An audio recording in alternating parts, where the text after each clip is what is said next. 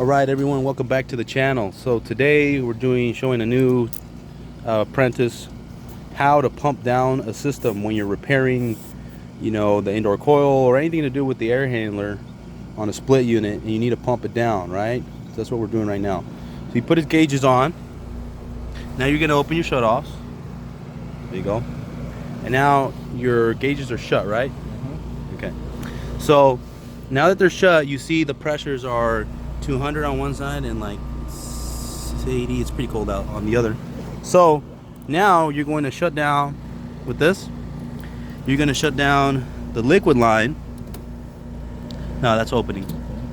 Turn the ratchet the other way, or hit that little thing on there. No. There's a little clicker on here. There you go. Nice. That's it.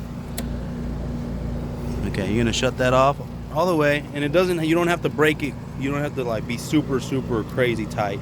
It just needs to be snug.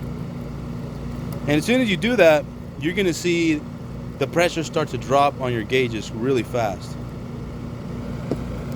So you'll see once you finally shut it off. And you're immediately gonna put your ratchet on. Does that feel tight? Okay, yeah, you're good. Now you're gonna immediately put your ratchet on the other one.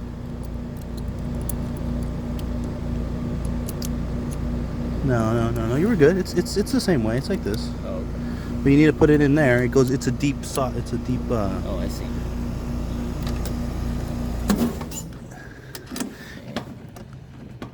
Okay, so it doesn't fit. Do you have an Allen set? No. Allen set. Okay, let me go get an Allen set. So now we got the right size socket, and it's shutting the suction side.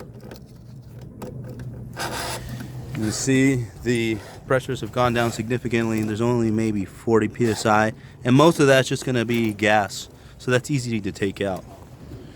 All right, so that's pretty much all you need to do to pump down a system.